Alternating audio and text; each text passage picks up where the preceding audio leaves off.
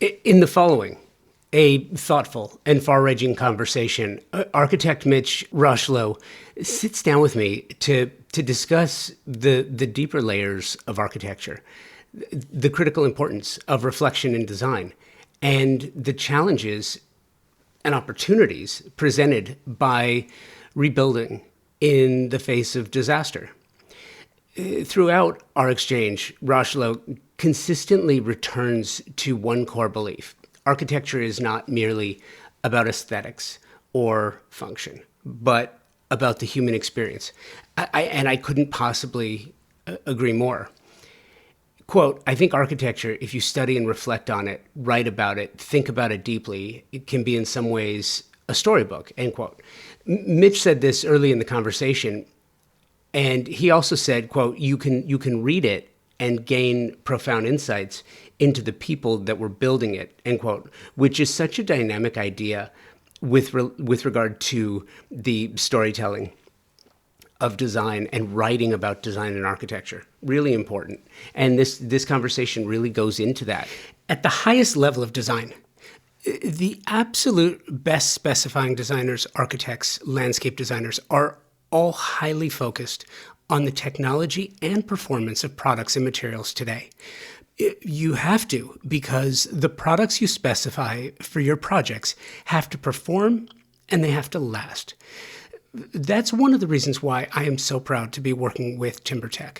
Their focus on the technical renaissance of synthetic decking is literally changing the conversation about innovation and performance. It pulls focus on three priorities homeowners have and expect from the products their designers and architects specify for their luxury projects. 1. Aesthetics must match the overall design and fit visually. 2. Durability and maintenance. I've told you about my board flipping stories from my own wood decks. Clients not only want beauty, but they want ease of use, and they want it to last for decades. 3. Sustainably made.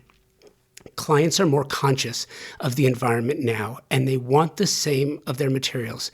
TimberTech hits each one of these elements with a product that not only meets expectations, they exceed them. TimberTech makes a synthetic decking that looks just like wood, color and embossed wood grain for a natural appearance.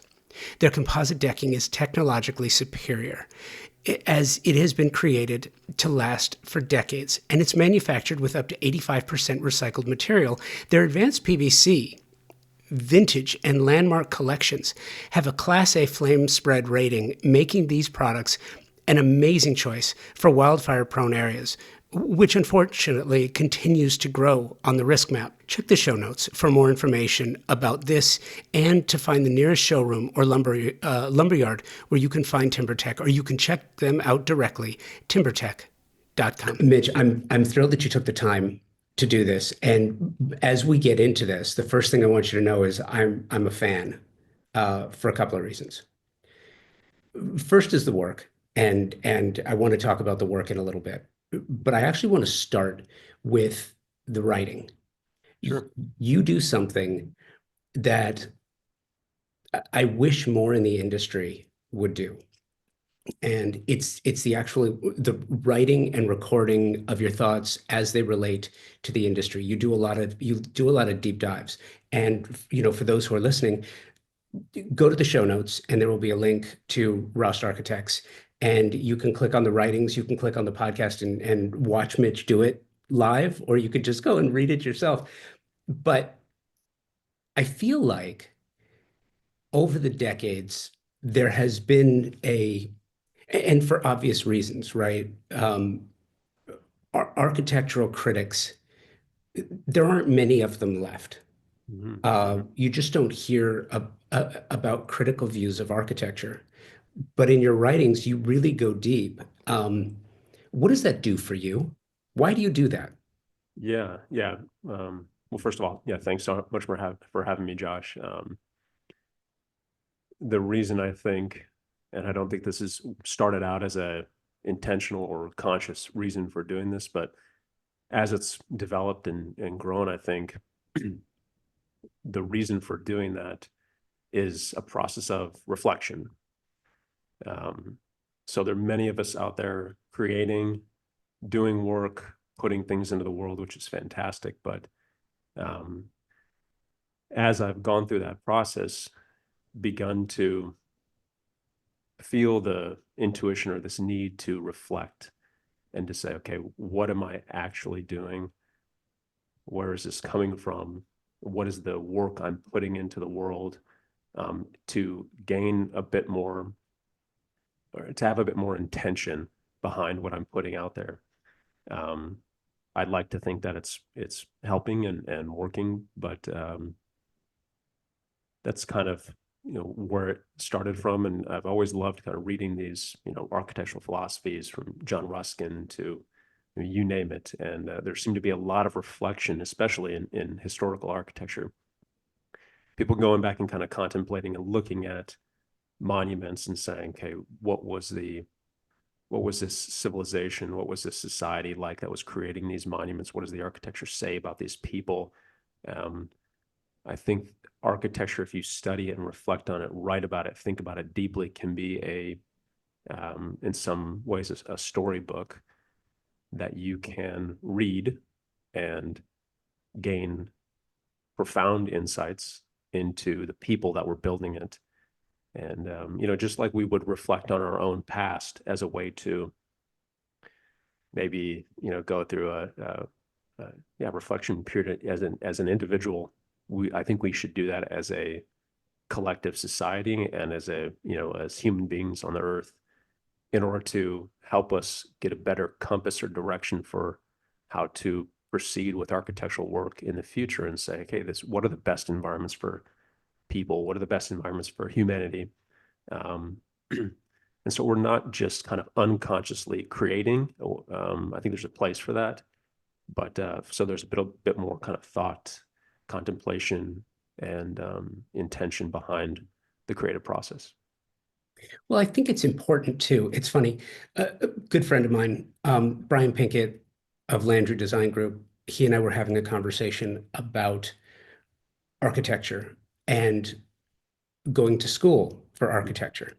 And he told me something that stuck with me, and that is architecture school doesn't teach you how to design, it teaches you how to think critically, Yeah, yeah. how to be a critical thinker about the work as you enter into it. And I want your take on this, but it feels to me like there's something that happens, almost a disconnect. Not everybody, and I don't throw a big blanket over the industry, but I think in large part there's a disconnect from the critical thinking of architecture school and being in the world working on the reality of architecture, right? Mm-hmm. And Sure. what you're talking about is almost like an owner's manual, Yeah, right? For the human existence and where we live and why we live there. yeah. I can relate it back to my coaching of club soccer, right? And John Wooden has his pyramid of success.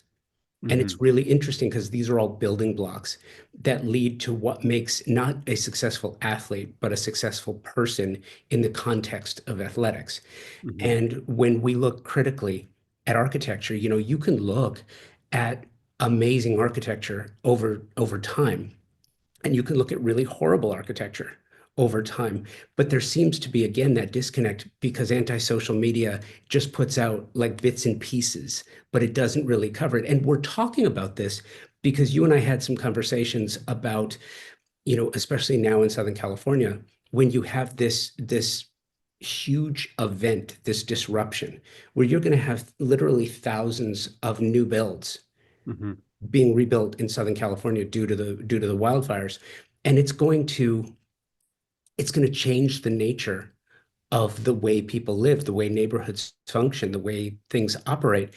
And you kind of have to look at that and evaluate it to do it smartly, right? And I Mm-hmm. feel like the writings that you do kind of set the example. You cover philosophy, you cover psychology, and all of that goes into, and the backstories. I love the backstories. We were talking about contemplations of the built world, the Farnsworth project, Yeah. and give me your perspective on that. I mean, you don't have to read it, but I loved the article that you wrote back in January, and I'm curious what your motivation for that was. Yeah, the article specifically. Specifically that one, because I want to get into a lot of the other psychology, but you look at the backstory and Yeah. telling the story. I mean, this could be a TV show, Yeah, yeah, yeah. There's certainly enough drama in it to be a TV show. right? I want to touch on a point that you said that in earlier, and then that will kind of bring me into your question on the Farnsworth House. But your your comment on, what people are learning in schools and maybe what's happening in the real world. It seems to me that there may be in the path of architecture, there's kind of a primary path, and then along the way there's a series of possibly distractions, and I think those distractions come in the form of maybe trendy things of the day, softwares, scripting, rendering, formal agendas, these types of things, which aren't bad. There's definitely places for those, and they're beautiful in their own right. I think the trouble comes is when you bring maybe a young person or a student down that path and they diverge too deeply onto one of those paths and kind of lose that cardinal direction of what at least I've intuitively feel that architecture is really about. And I know there's plenty of people that would disagree with that intuition and have other perspectives, and I think that's fantastic. But from my perspective, it's about the people, the human experience, and that would probably explain your comment on why the writing dives into these maybe deeply human topics such as psychology, philosophy, because I think it all at its essence can come back to the idea of the human, what's going on in the human's mind, and as they're walking through space, what's happening to them. Um, but as we go into the Farnsworth House, your comment on or your question on the Farnsworth House, it was that idea about maybe the human experience um, that prompted the writing of this article. Not only I think is the house beautiful as an artifact and an object, and yeah, there's great drama behind the story, um, and lawsuits and conflict and everything that gets everybody excited now. There's all of that, but I think there was this really maybe sensitive approach from Mies van der Rohe, the architect, about the human experience, and which is it's a strange thing because I think he often doesn't really get credit for that type of thinking. But if you dive deeper into the history of the house and the way he thought, there is a very human element to it. He'll often be associated with hyper modernism, the object, this purity of form and function, that type of thing. He'll often be associated like that on the surface, but the Farnsworth House to me kind of exhibits this real sensitivity to the human experience and the connection with the landscape, and this new way of living that he and among others, in that time period are kind of introducing to the world, the field of architecture, this new form of what a home can look like, which is greatly or is massively freeing to me to be able to think like, okay, that's a possible to live that way. Um, so that's kind of what prompted the love of that home and the writing of that article. And another one that you covered, and I found myself drawn to this one too, was urban and architectural history of Venice, Mm-hmm. Italy, right? Yeah. And I think that leads us into our conversation about Los Angeles in general, but this idea of rebuilding post disaster, you know, you think about Venice. Mm-hmm. First of all, it could not be a more ill-suited environment to build a city, Right. right? But then you have certain intricacies about Venice, and in particular, the Venetian chimneys, right? So Sure. you've got a city that is so incredibly densely packed that it winds up catching fire all the time because the chimneys. So you have these artisans who create the Venetian chimney, which is actually used as both artistic piece, architectural detail, and spark arrestor. Just Sure. it's so easy. It's so simple. It's such a simple thought. Mm-hmm. Yet you have this city that, by all intent and purposes, should not actually be a city. It shouldn't exist. Yeah.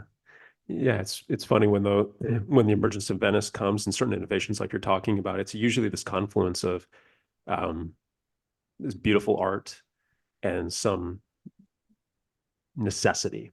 Somebody's in a challenging place and they're problem solving and thinking of creative ways to address a problem. And out of this, the confluence of those emerges these beautiful innovations. And the city of Venice as an urban artifact is just this like the epitome of that, in my opinion. I mean, it's this beautiful object that came out of um, the the challenge of escaping the mainland in Italy, coming to a place where they were safe, and then just building what they could. And it created something so unique. And it's these challenges. I mentioned this in the article. It's these challenges that that make create and develop these unique features of the city. Without those challenges, that city would not be what it is today. Um, and I kind of state in the article that an urban planner or an architect with his big broad pencil can draw these beautiful idealistic utopian plans, but those in some ways, there's beauty in that, but there's also a bit of hollowness because there's not that friction, that the challenges behind that help to create adversity that people need to overcome and to create something beautiful, to kind of make something flower. Um, and that's what Venice did, and it speaks for itself. I mean, we don't need to go into how amazing the place is and how many people it attracts. It does its own work. It's a specimen for sure. But it's interesting too, because when you think about a living, breathing city, like anything else, there's a birth, there's a life, there's a death. Yeah. And cut to Los Angeles. I think that Southern California is kind of on the tip of a pin right now, as Yeah. far as if LA thrives and survives, or if it goes the way of other cities that have not stood the test of time so well. I mean, I'm a native Angelino. I grew up in LA. I grew up in the San Fernando Valley. I was a teenager in the 80s. And I've told this story before. I think I may have told you, so forgive me if I'm telling it again for the audience who's probably heard it no less than 5 times already. But it was 1983. I had just gotten home from a Pop Warner football game. I was wearing board shorts and cowboy boots. I was on a horse for 23 hours because by the time we smelled the smoke, it was already too late. Wow. No computers, no cell phones, no Wi-Fi, no internet, no social media. Uh, so by the time we smelled the smoke, it was on the horses and we're out 23 hours on the back of a horse, not knowing if I had a house that was still there. Um, not being able to see beyond 5 or 10 feet in front of your face, not being able to breathe because with the bandanas, you kept getting them wet. But after a while, the soot was so thick on the bandanas that you just couldn't breathe anymore. The burnt umber color, I will never forget. The acrid smoke, I will never forget. And then there was the rebuilding process. Thankfully, our house was still there, but we were fortunate. Um, what happened recently, Santa Anas haven't changed. Hmm. Climate change has changed a lot of things as far as, when rainfall comes and when the winds kick in, but it's not different. It's still Hmm. the same basic principles that Southern California has always had to deal with. The difference now is Southern California is so much denser Yeah. than it used to be. The building of infill projects. I mean, are you from LA? Are you a No, native? I lived in LA for a while, and but not originally from there. Yeah, but it's interesting to just see how dense everything has gotten. And the one thing that I think you and I spoke about that really irritates me is when people come out and talk about Build Back Better, like an executive order that Mayor Bass signed that, authorizes building back up to 110% of the livable space. It's like, wait a minute. We don't need to be building back denser. We need to be Sure. building back smarter. And I think you have some thoughts on that as well. Yeah, yeah, I would say it's a challenging situation because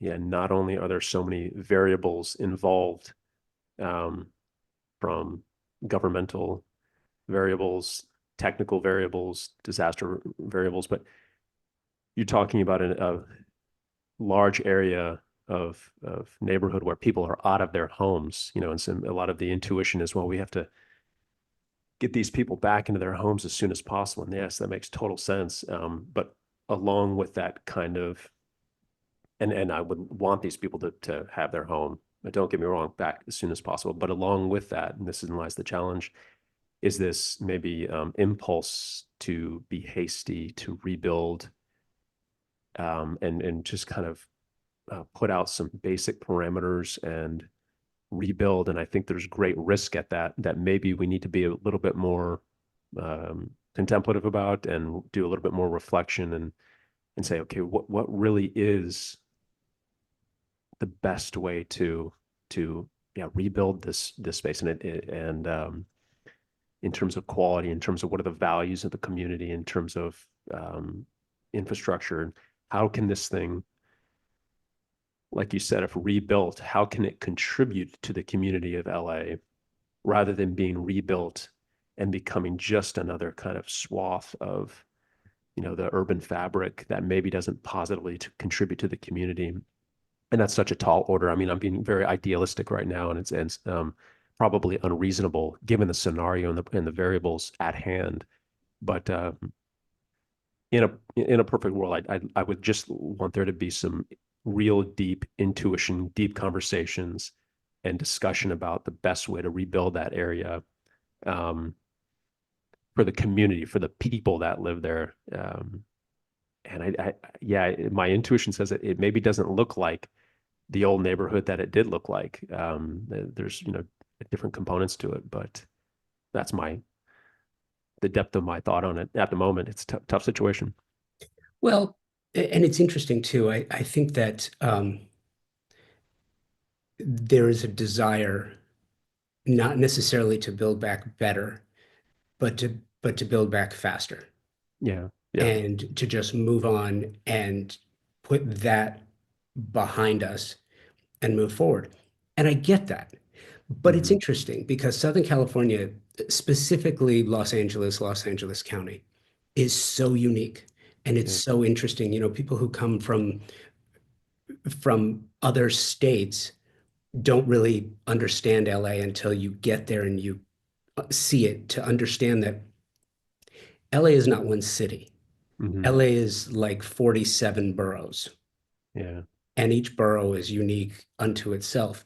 And then you have what many will call iconic properties, iconic structures. Hmm. And there's this overwhelming desire to save all of them by one half. And then the other half is like, no, we want to move forward and do new things. And I feel like you're the perfect person to talk to about this because, as I look at the projects that you've done, there's one in particular, an Eichler restoration.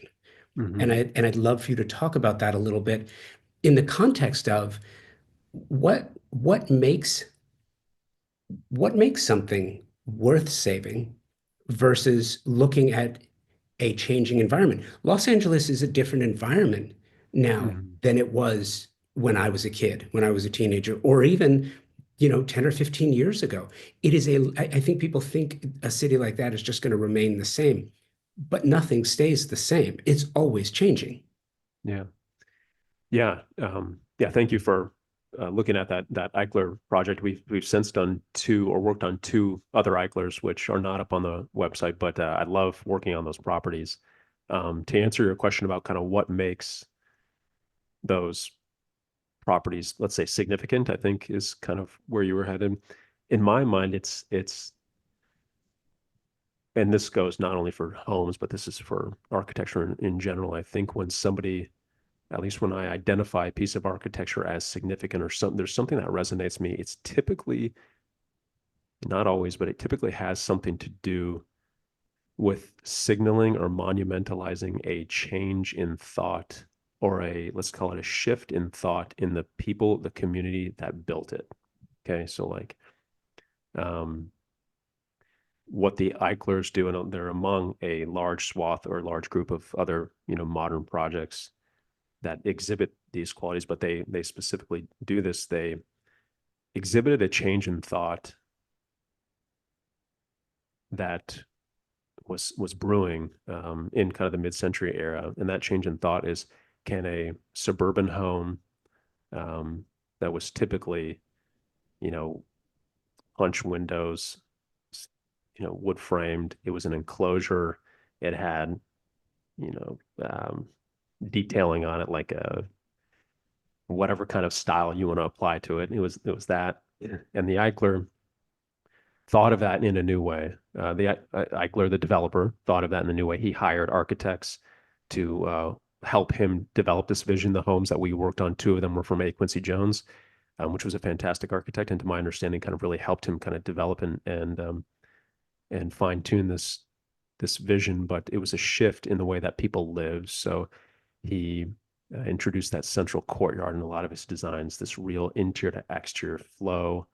Um, that was a couple of the more kind of philosophical things, design related things that he implemented. But then he also had innovations in the way he constructed the homes, the post and beam construction, which helped to expedite the buildings. It provided a kind of systematized way for him to, let's say, make the economic component of his business flourish. So he did a couple things that I think really monumentalize or identify a shift in the architectural industry and in the way that people live.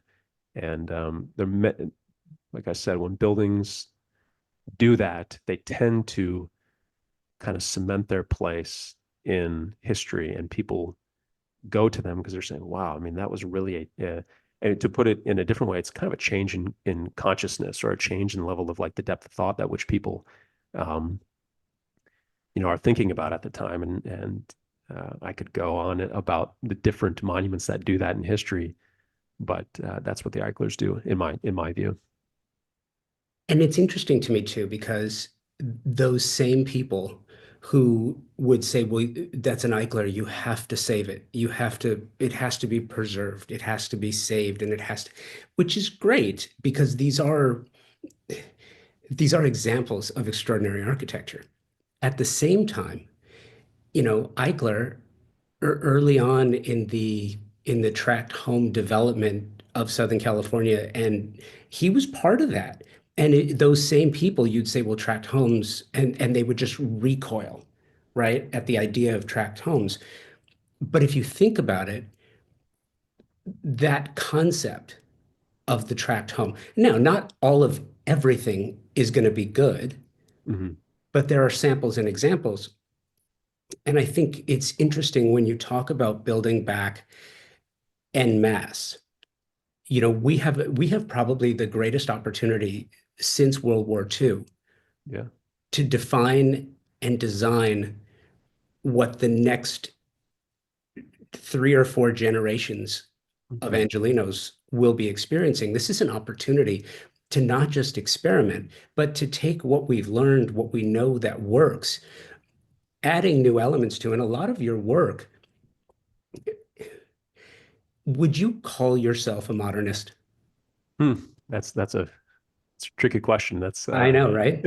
That's a ground filled with a lot of landmines too, It for is. like architectural historians, and that in it's tough. I usually say, I don't like to kind of pigeonhole or identify myself stylistically, but yes, a lot of the work has a language of modernism in it, and that's maybe from just a personal, um, let's say, aesthetic preference. But I think it also, there were some real tenets of modernism that I think had some real truth, and touched on the essence of what I think architecture is really about, that we try to kind of, communicate in our work or use in our work. So I wouldn't call myself a modernist, but I would say that, there's a strong affiliation, and there's a strong interest and admiration for that work. But there along inside of that work, there are also concepts, ideas, philosophies, plan elements of architecture through the ages, going back to a long way that are maybe more subtly incorporated into the work.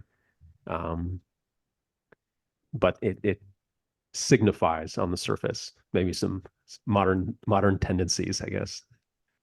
Well, and it's funny because I asked the question not to pigeonhole you, Yeah. but something that you had mentioned about the language of architecture. Hmm. I think there have been so many different dialects on the language of architecture that it gets confusing. Yeah. And in the absence of architecture critics, like one of my favorite things about architectural criticism is a knowledgeable understanding of the language and being able to translate the language into modern terms, Yeah. not modern being style, but modern being contemporary terms, Yeah. and to be able to take those terms and explain why, in their educated opinion, it works or it doesn't work. It's not as functional as it could be or should be. Yet instead, you'll just see one image on social media or you'll see a video on social media. I'll give you an example. Yeah. So I'm in Tulsa and I went to Bartlesville to visit Price Tower. And there were a couple of things, like if you look at Price Tower from the outside, you can understand Frank Lloyd Wright's storytelling and the language of that structure and how he wanted to tell a story about nature. Hmm. It's amazing. Yeah. When you get into the building, my personal experience was, and I know it's sacrilege to criticize in any way, shape, or form the masters and the greats, right?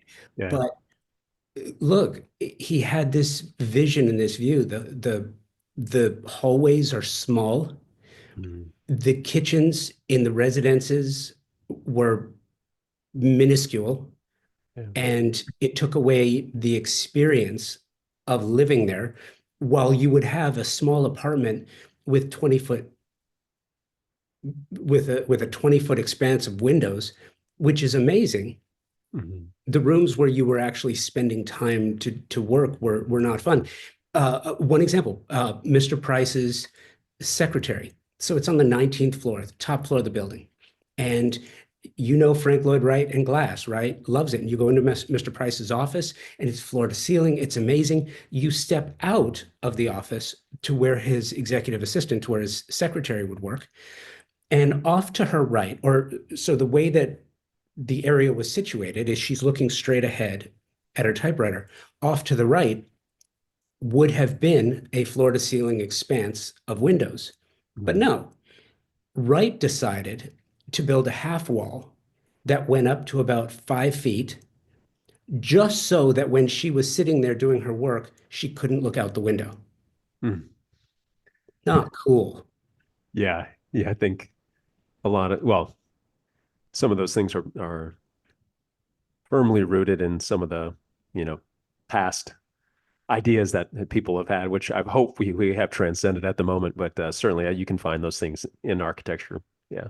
Yeah, 100%. And I think that sometimes it's an ideological view, sometimes it's cost cutting, sometimes it's dealing with rules and restrictions and things that you have to deal with.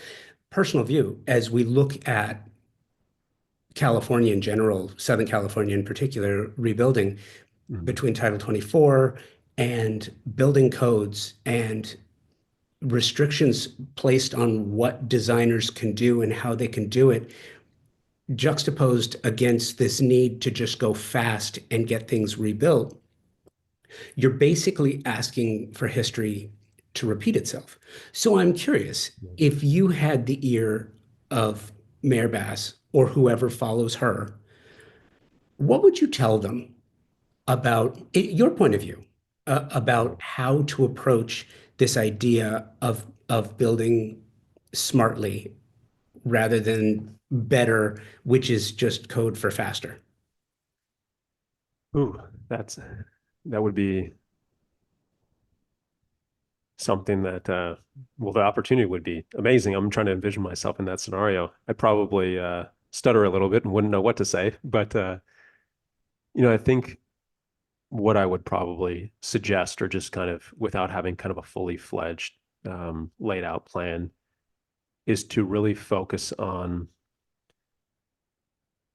what does the master plan of that area look like, or what the purpose of that area. How does it positively contribute to building community?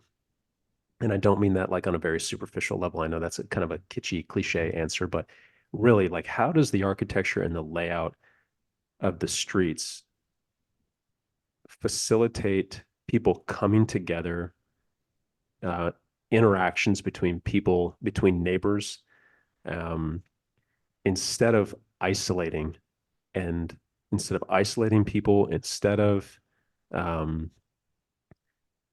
privacy is fantastic, but I think there's with suburban neighborhoods, let's say, there's a real it's been over indexed the idea of privacy, and we just create such isolation in these neighborhoods. Is there a way that we can infuse more community spaces, green spaces, and that comes at the sacrifice maybe of some land or whatever it may be. Also, in a strange way, I would maybe not be explicit in saying this, but I think it's worth just the question. The presence of the automobile in some of these communities is that we should question that. And the reason I say that is I've done a good amount of studying on maybe European cities, countries that have reassessed the presence of the automobile in their cities, in their communities, and have seen such positive impacts. Now, in regards to LA, I don't know what that looks like, and some people may say you're crazy. Our city is just built on the automobile, which it is. I mean, the urban fabric is all about the automobile, but I think it's worth just contemplating and asking the question: how can maybe we look at cities such as Copenhagen, which has had fantastic success in reducing the presence and just by hair of the automobile. They haven't completely eradicated it. That's again idealistic, but how have they reduced the severity of it and its presence just a hair, to promote walking, to promote community engagement. Those are some of the more idealistic things I would probably say. And again, there's no plan, or that's the depth of the level of thought on that, but that's kind of where my intuition takes me.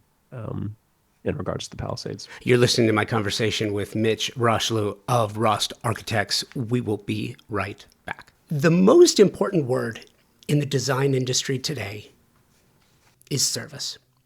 Product, incredibly important. Price, important. Selection, incredibly important. But stellar service is the premier idea that can make all the difference in the success of any project.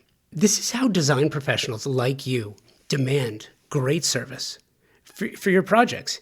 And you get your favorite brands in one place with expert, knowledgeable, and non-commissioned professionals to help you specify the right product for each of your projects and get the best price. Non-commissioned, that is incredibly important. And at Pacific Sales Kitchen and Home, a Best Buy company, that means their only incentive is your satisfaction. Pacific Sales Kitchen and Home, a Best Buy company, has just that with over 60 years of service in Southern California.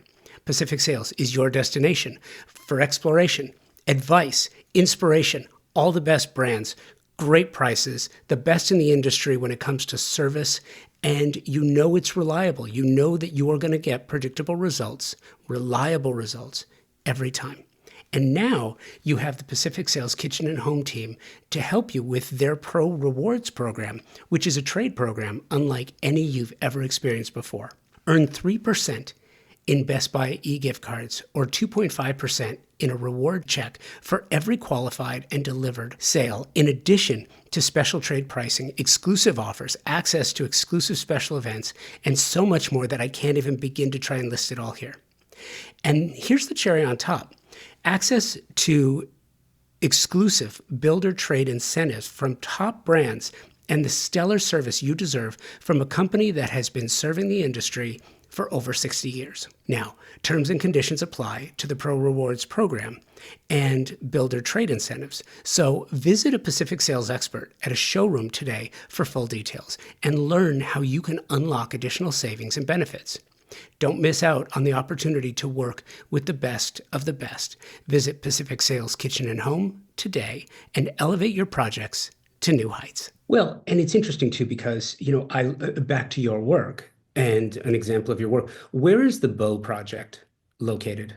Yeah, that was a project, that was a speculative project in Dana Point, and it did not get built. But that was down in Dana Point, and that was one of the early projects that we worked on and um, died a quick death, let's say. Well, I'm sorry. I Yeah. apologize, No, no, but no. I like it very much. Yeah. It's kind of like this comforting brutalist environment with plenty of glass. And I'm looking at native grasses. I'm looking at water features. I'm Yeah. looking at a hardened enclosure, yet one that doesn't cut off life. Hmm. And it's funny because nowadays I find myself looking at projects and evaluating them, not just isolated, but Hmm. where they are and how that the environment of where they're located affects how the structure performs, Hmm. right? And this particular project, and there are others I want to bring up, but this one in particular is really interesting because the way that it's an open space, Hmm. yet there's privacy. Yeah. It is a hard facade, yet it's softened by natural grasses and native species. There's water features. In other words, it's a it's a fully functional envelope that Hmm. is crafted for anything that you can throw at it, but it's also soft enough that makes for an incredible living environment. Yeah. Yeah. Thank you for, recognizing those features of it. There's a feature in that project that is kind of played out through a lot of the work. Um, but in that one specifically, there's this idea of the pavilion. And there's a project in Corona Del Mar that maybe exemplifies this as well. But there's this idea of the pavilion that runs through the work. And so the pavilion, in my mind, is kind of this idea that on the first level where people congregate, um, join together, have events, um, there's this idea that can this be true outdoor space when you're inside of the home? All right. So I've always been fascinated about like indoor, outdoor spaces. I grew up in kind of central Texas and remember as a kid being in these vast, expansive landscapes, beautiful landscapes, and just thinking, this is it right here. So this idea to deeply integrate and bring the landscape through the work is so ingrained in a lot of the projects. And with Bo and with there's an orchid project in Corona Del Mar, what we wanted to do is open up or be able to um, remove, let's say, via pocket doors, sliding glass, whatever it may be, all of the glass enclosures on the primary level so that your secondary spaces, your private spaces are, upstairs in the second level. But when all of the glass is pocketed, all of the sliding doors are open, you have a pavilion, you have an open air pavilion, and you feel in those Sunday afternoons, Saturday afternoons, when you're out in those spaces, you are outside. Um, because everything is glass is hidden and you feel like you're in the landscape, you're integrated in this landscape, and you can't really tell whether you're inside or outside. And I love this idea because you're sheltered from above, but you're just getting the natural cool breezes through the home. You're in the landscape, and your eye is taken out to the horizon. And yeah, that's me romanticizing it, but that idea is it runs through the work, and you'll find in many of the projects, if you study the floor plans, we often attempt our best to do that. It doesn't always work, but we attempt that. Interesting. So I remember what you're describing is how I felt the first time I toured the Neutra VDL house in Silver Lake, Hmm. Hmm. because what Neutra was attempting to do was to take roof space and actually fill them with water so that when you're, and there's a whole nautical theme to that particular structure, and when you're looking out from Dione's room over to, the Silver Lake, and you're seeing water on the property, it's an illusion that's just spectacular. But to your point, it expands the view, and it plays tricks with the outdoors in, indoors out.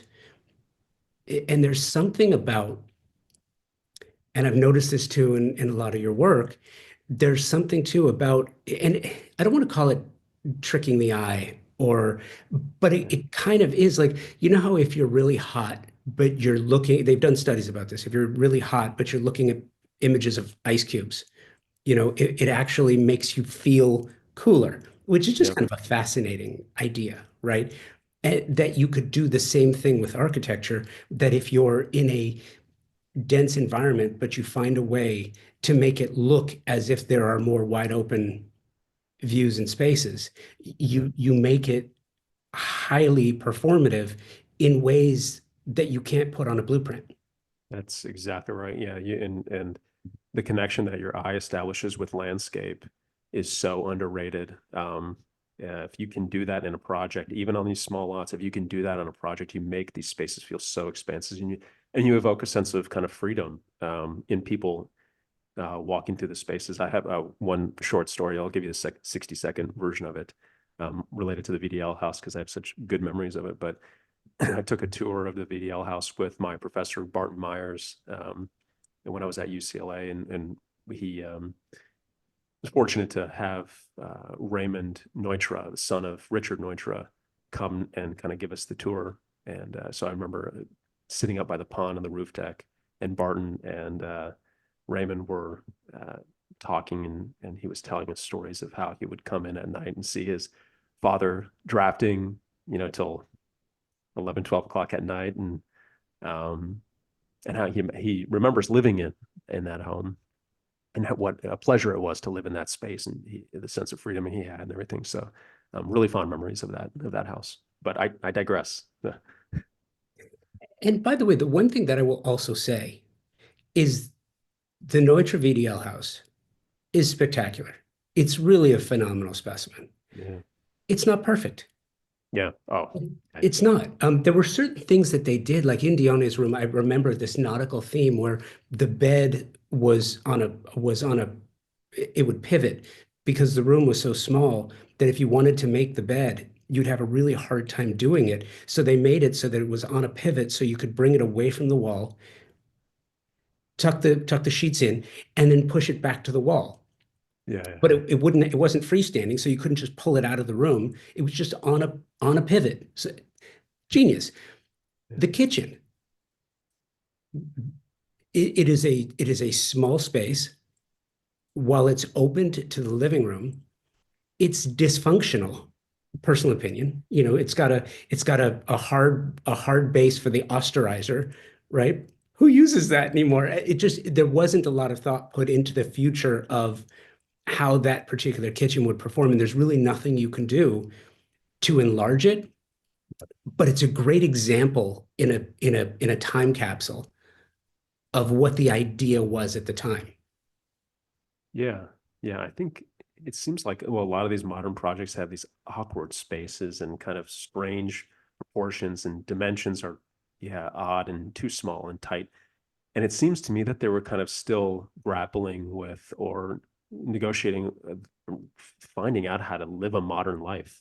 Many of these appliances were new, and they were, how much space should be in between the counter and the other counter if I pull down the oven, which is brand new and I've never used before, these types of things. And um, I think it was Neutra, one of those modern architects said in mid-century, that he said, you can, I'm butchering this, but you can cause so many small maybe anxieties or discomforts in people's daily life that it often will end up in divorce between the two couples, if like in a kitchen or something. I'm totally butchering it, but you get my point. And I think they were still grappling with all these proportions and dimensions of things. So that's what I'd like to believe was the impetus for those strange spaces, because they're Yeah, no, everywhere. and somehow they managed to fit an elevator into the kitchen, which again, okay. Yeah. I do love that project though, I really do. Um, Last project of yours that I kind of wanted to visit takes us back to the start, and that's Rimrock. Yeah. And that reminds me when I saw that for the first time, I had this flashback of the Farnsworth Yeah. house. Yeah. It just kind of reminded me. Now, is this an ADU? That's an ADU. Yep. Yeah. So, small living prototype, um, in kind of our series of ADU prototypes that we have done in the office. Um, One, because I've, seen such a large demand for those, obviously because the new legislation coming around, but two, I love this idea of kind of smaller living. And I've been fortunate to work on lots of large houses, which are great and fantastic. But I also have this just love for smaller spaces and living in a humble, modest way. I love that concept. I think what it does is allow you, if designed properly and landscape incorporated properly, it can still allow you to kind of the freedom perception, just like we were talking about, of expansive space, and you can have enough room, but it reduces the amount of objects you bring into your life. It reduces the amount of cleaning you have to do, things you have to manage. Maybe let's say financial burden you have to take on for a large home, so you're not walking around with a massive construction loan or home mortgage on your back all day long. I mean, that psychic weight of that builds up and stay with you. And I think what a small living or a small home like that does, it's not for everybody, but what it could do is reduce or remove a lot of those things, so people are free to maybe focus on more important things that they deem important themselves, activities, times with family, all of that. So I think I am sensing a bit of a shift too in that way, that people are, let's say the this kind of impulse to build bigger and build these massive homes and stuff is great for some people, but there's a reconsideration, or just at least a pause and hey, is this the right thing to do? Or am I just trying to do this to maybe impress my neighbor or something like that? And some people genuinely want it, need it. They're going to use it for certain spaces, in which that's great. But people are just there's not that bigger is better, just acceptance without thought anymore, it seems like. Well, because bigger isn't always better. Yeah. Bigger's bigger, and Yeah. this idea though, like I could see someone saying that Rimrock structure on a 10-acre parcel out in the woods, Oh. and that's I could live there. I could be completely happy. Mm-hmm. Yeah, absolutely. Yeah. If you're integrated into the landscape and you open the doors, it's something your whole, Yeah. your landscape is your living room. Yeah. Thank you for noticing that. Yeah. So listen, Mitch, this was fun. This was Yeah. really great. My hope is that we can do this again and we can continue this conversation, because I have a great appreciation, if you couldn't tell, for the work, but also for the thought, and the thought that you've put behind. Clearly you're a serious guy who takes your work seriously, and in writing about it and the why behind it, I think is important, because it's also part of that giving back, Mm-hmm. Yeah. so that other people can study your work and find out why you did what you did and what the thought was behind it. And I think You have done that in exceptional fashion. So thanks for taking the time to talk to me today, and I would love to do this again in the future. Yeah, absolutely. I can't believe, we've already gone through this time, but yes, let's have another conversation for sure. Outstanding. The Design Hardware Showroom is a space where specifiers can go and find an incredible selection of high-end faucets, luxury tile, natural stone, wood floors, and bespoke hardware, and so much more. Select products are presented in a holistic manner, strategically arranged to stimulate creativity and transition your vision from the conceptual stage to a fully realized space. You will find everything you're looking for, even the products by brands you didn't know you didn't know. Surprise and delight. Am I right? All under one roof on 3rd Street in Los Angeles, just up the street from the Grove. Conveniently located, free parking available. Stop by to find inspiration, collect samples, get expert advice, and tackle everything on your specification list all in one place. Visit them online at designhardware.com, at Design Hardware and Flooring on the socials, or in the real world, 6053 West 3rd Street in Los Angeles. Thank you, Mitch. Amazing conversation. Truly appreciate the time. Thank you to my incredible partner sponsors, TimberTech, Pacific Sales, and Design Hardware. Amazing companies all, and great friends to the design trade. So please give them an opportunity on your next project. Thank you for listening, subscribing to the show, and sharing your stories and suggestions with where we should go and who should come on. And thank you for sharing the show with your colleagues and those that you think would enjoy it as much as you do. I appreciate that. Please keep those emails coming, convobydesign@outlook.com, and follow along in the conversation on Instagram at convobydesign with an X. Until next week, thank you for sharing this time together. And until the next episode, be well, stay focused, and rise above this chaos.